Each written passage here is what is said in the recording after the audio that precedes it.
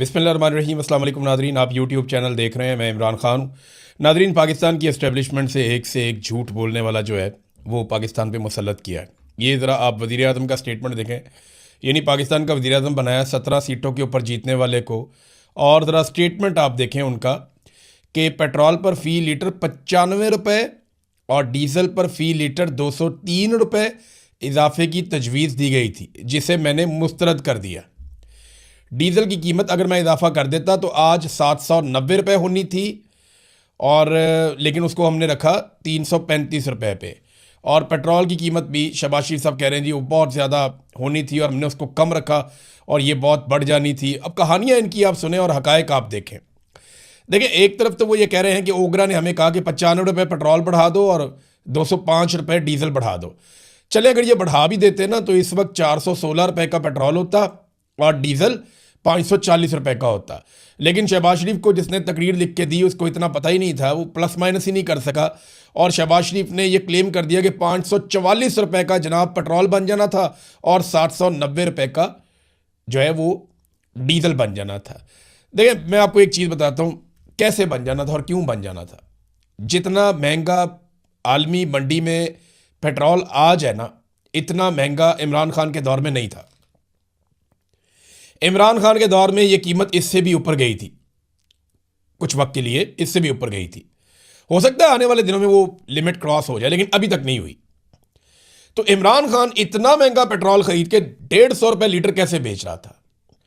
सवाल जो पैदा होता है वो ये है कि इमरान खान इनसे महंगा पेट्रोल खरीदता था और 150 रुपये लीटर बेच देता था, और ये शहबाज शरीफ उस वक्त चौड़े होकर कहते थे कि आलमी मंडी में जो कीमत है इसके हिसाब से 70 रुपये मजीद कम कर दो। यानी उस वक्त को 70-80 रुपए की कीमत कह रहे थे, यहां पे ले आओ कोई नुकसान नहीं होगा। आज वो कहता है कि जी 790 रुपए लीटर मैंने बेचना है और मैं कौम पे बहुत बड़ा एहसान कर रहा हूं।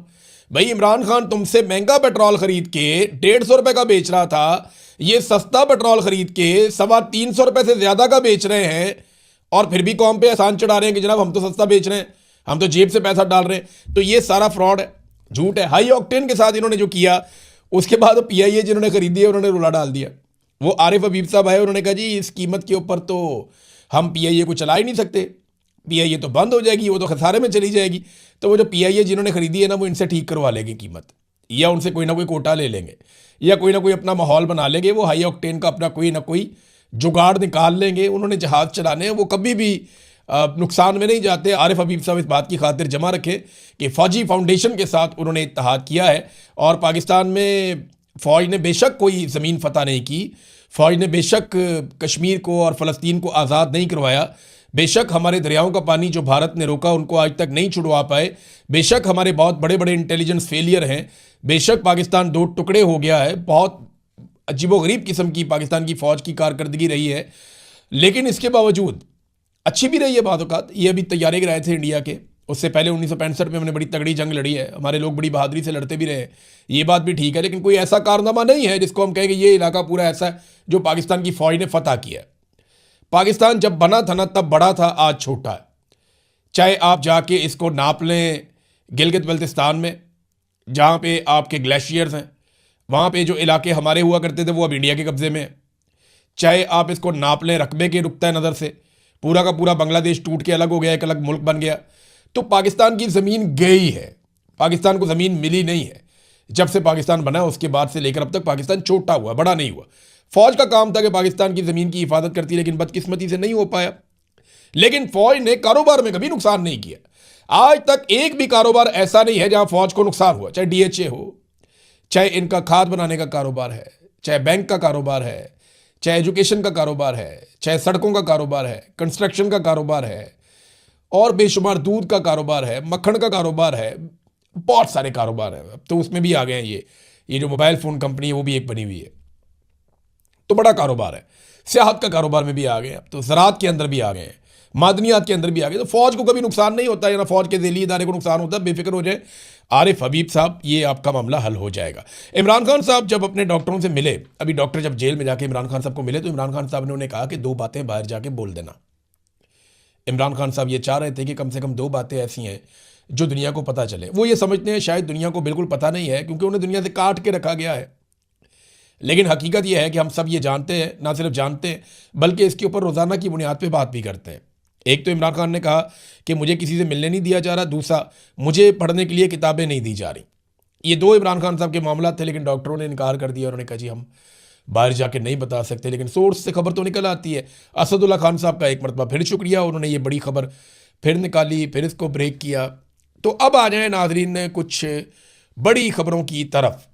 एक तो बड़ी खबर यह है कि अटैक हुआ है अमेरिका के ऊपर, और ये बड़ा अटैक है। लेकिन इससे पहले दुनिया के 7 ताकतवर तरीन मुल्क G7, ये बड़ी मीशतें हैं दुनिया की, ग्रुप ऑफ 7, ये बैठे थे। यहाँ पे कुछ और ममालिक भी मैंने देखा, वो भी इसके अंदर शामिल थे। कनाडा है, फ्रांस है, जर्मनी है, इटली है, जापान है, बरतानिया और अमेरिका है। ये ममालिक जो है वो बैठे और इन्होंने आपस में बातचीत की है। और इसके अंदर फ्रांस के अंदर इनकी ये मीटिंग हुई है। इसमें अमेरिका के जो सेक्रेटरी खारजा हैं मार्को रूबियो, वो भी इस मुलाकात के लिए गए। यहाँ पे दो बड़ी अहम चीज़ों पे बात हुई। एक तो उन्होंने कहा जी कि फौरी तौर पे जंग का खात्मा किया जाए और जो शहरियों के ऊपर हमले हो रहे हैं ना वो ख़त्म होने चाहिए। जो आम शहरियों का नुकसान हो रहा है वो नुकसान नहीं होना चाहिए। और दूसरा, आबनाए हुर्मस की नकलो हरकत को भी खोला जाए, इसके लिए कोशिश की जाए। तो ये अरब ममालिक भी कोशिश कर रहे हैं, यूरोपीय ममालिक भी कोशिश कर रहे हैं। लेकिन ईरान का नुक्ता नज़र बड़ा तगड़ा है। वो साफ कहता है जी देखिए ज़्यादती हमने शुरू नहीं की, हम तो मुज़ाकरात कर रहे थे, हमें तो अमेरिका ने और इसराइल ने टारगेट किया है, उन्होंने हमारे ऊपर हमला किया। और ईरानी साफ कहते हैं कि नेतन्याहू ने डोनाल्ड ट्रंप को लाके इस लड़ाई में इसलिए फंसाया कि डोनाल्ड ट्रंप को एप्स्टीन फाइल की वजह से और दीगर कुछ चीज़ों की वजह से शदीद मुश्किलात का सामना था। अब देखें ना, 28 तारीख आ गई है, अमेरिका के अंदर नो किंग मूवमेंट जो है वो आज चलेगी। अब देखते हैं नो किंग्स मूवमेंट में कितने लोग निकलते हैं। 9 मिलियन का उनका तखमीना है, 600 मुकामात पे वो एहतजाज करने जा रहे हैं। तो डोनाल्ड ट्रंप के लिए काफ़ी दिक्कत पैदा हो सकती है। देखते हैं क्या होता है। अमेरिका को फ़िलहाल जवाब का इंतज़ार है। जब मार्को रूबियो ने बातचीत की मीडिया के साथ, तो मार्को रूबियो ने यह कहा कि हम इजाफी फ़ौज ज़रूर भेज रहे हैं खलीजी ममालिक में, और वो वहाँ पे रहेगी। और वो इसलिए रहेगी ताकि डोनाल्ड ट्रंप कल को कोई फ़ैसला करते हैं तो उस फैसले को करते हुए कोई दिक्कत ना हो। यानी वहाँ पे हमारे पास इजाफी फ़ौज भी होनी चाहिए, हथियार भी होने चाहिए, सिस्टम भी होना चाहिए कि जंगबंदी करनी है या लड़ाई को बढ़ाना है, दोनों सूरतों में डोनाल्ड ट्रंप के पास ऑप्शंस खुले रहें और सहूलत मौजूद रहे। तो उन्होंने एतराफ़ किया कि वाकई में जो खबर दी गई थी कि अमेरिकन फ़ौजियों की नफरी को बढ़ाया जा रहा है खलीजी ममालिक में, वो खबर दुरुस्त थी। साथ ही साहब उन्होंने कहा जी कि हमें ईरान का इंतज़ार है कि वो जो 15 हमने उनको मुतालबात उनके सामने रखे हैं उनका जवाब क्या आता है। देखें, 5 मुतालबात ईरान के भी हैं। ईरान ने भी अपने मुतालबात अमेरिका के सामने रखे हैं, अमेरिका ने अपने मुतालबात ईरान के सामने रखे हैं। इनमें चंद मुतालबात तो ऐसे हैं जो ईरान कभी भी नहीं मान सकता, वो उनकी घुट्टी में ही नहीं है, वो नहीं मानेंगे। और यहाँ पे ईरान की जानिब से जो मुतालबात हैं, अगर वो जायज़ भी हैं तो अमेरिका के लिए बहुत मुश्किल है उन मुतालबात को मानना। तो ये लंबा प्रोसीजर है कि कब तक ये मामला हल होता है। लेकिन एक चीज़ तो वाज़ेह हो रही है कि अमेरिका अपनी नफरी बढ़ा रहा है खलीजी ममालिक में, और इसके ऊपर रिएक्ट कर रहा है ईरान। ईरान ने 2 बड़े हमले किए हैं। एक सऊदी अरब की प्रिंस सुल्तान एयरबेस, अब तक का ये सबसे बड़ा हमला है। इसमें 10 अमरीकी फ़ौजी शदीद ज़ख्मी हुए हैं, बहुत सारे तैयारों को नुकसान पहुंचा है, इसकी तस्दीक की गई है। और अमेरिकन मीडिया भी ये कह रहा है कि अमरीकी फ़ौजी बहुत शदीद ज़ख्मी हुए, उनमें 2 की हालत जो है वो ख़तरे में है। जबकि जो एयरक्राफ्ट वहाँ पे मौजूद थे, तैयारे, उनके बारे में ईरान ने कुछ वीडियोस जारी किए हैं, वो भी तबाह हुए हैं। और कुछ जो फ्यूलिंग का सिस्टम था अमेरिकन का प्रिंस सुल्तान एयरबेस पे, वो भी बहुत बुरी तरह मुतासिर हुआ है। तो ये एक बड़ा तगड़ा हमला था ईरान की जानिब से। और एक और चीज़ मैं आपको बताता हूँ, ये एक जजीरा है, इसको कहते हैं बूबयान जजीरा। ये कुवैत के पास है, इराक़ के बिल्कुल साथ। ये बड़ी इंपॉर्टेंट जगह है, ये अल्लाह ताला का एक दिया हुआ तोहफ़ा है, कुदरत का बड़ा शानदार तोहफ़ा है यहाँ पे इस रीजन को, कुवैत को।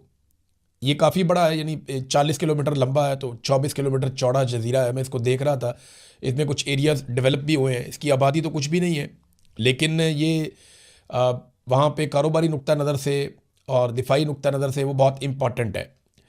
इस जजीरे से अगर आप फासला चेक करें समुद्री रास्ते से, तो जो खारक जजीरा है ईरान का, जिसके ऊपर अमेरिका की नज़र है कि इस जजीरे पे कब्ज़ा किया जाए, क्योंकि खारक जजीरे के ज़रिए से ईरान अपना 90% तेल एक्सपोर्ट करता है दुनिया में। तो अब उस जजीरे पे अमेरिका कब्ज़ा करना चाहता है ताकि दबाव डाला जाए और बारगेन की जा सके ईरान के साथ।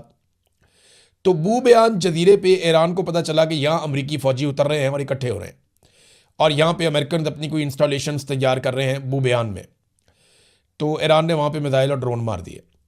अब वहाँ से जो इतला आई है इब्तदाई तौर पे, अभी कंफर्मेशन आ जाएगी, पासदारान इनकलाब ने जजीरा बू बयान पर अमरीकी मरीन फोर्सेस जिनमें कमांडर्स और फ़ौजी शामिल थे उनकी मौजूदगी का सुराग लगाया। उनके ऊपर मुतअद्दिद ड्रोन हमले किए हैं जिसके नतीजे में कई हलाकतें और ज़ख्मी हुए हैं और ज़ख्मियों को कुवैत के 3 मुख्तलिफ अस्पतालों में मुंतकिल किया गया है। ये रज़ी ताहिर साहब ने खबर दी है ईरानी सोर्सेज से और इसकी तफसीलात आएंगी तो मज़ीद तफसीलात मैं आपके साथ शेयर कर दूँगा। लेकिन ये प्रिंस सुल्तान एयरबेस पर जो हमला हुआ है ये बड़ा सिग्निफिकेंट है, बड़ा हमला है। इसमें ईंधन भरने वाली अमरीकी गाड़ियाँ, लॉजिस्टिक्स पोर्ट और कुछ तैयारे जो हैं वो तबाह किए गए हैं। ईरान ने दावा किया कि ये एक बड़ा हमला था। ये 84वीं लहर है, ईरान जो हमले कर रहा है उसकी 84वीं लहर है। ये आपने अपने जहन में रखना है कि इतने बड़े पैमाने पे हमले हो रहे हैं। नाजरीन, एक और सवाल उठाया जा रहा है बार बार कि क्या एक तवील ज़मीनी जंग शुरू हो सकती है। देखिए, ये मिस कैलकुलेशन के साथ लड़ाई शुरू हुई है। अमेरिकन ये कह रहे हैं कि नेतन्याहू ने डोनाल्ड ट्रंप को फंसा दिया। बहुत सारे अमेरिकन का ये भी, और ये वो अमेरिकन हैं जो डोनाल्ड ट्रंप को पसंद करते हैं। जो डोनाल्ड ट्रंप के मुखालिफिन हैं वो ये कह रहे हैं कि एप्स्टीन फाइल से बचने के लिए डोनाल्ड ट्रंप ने ये एडवेंचर किया।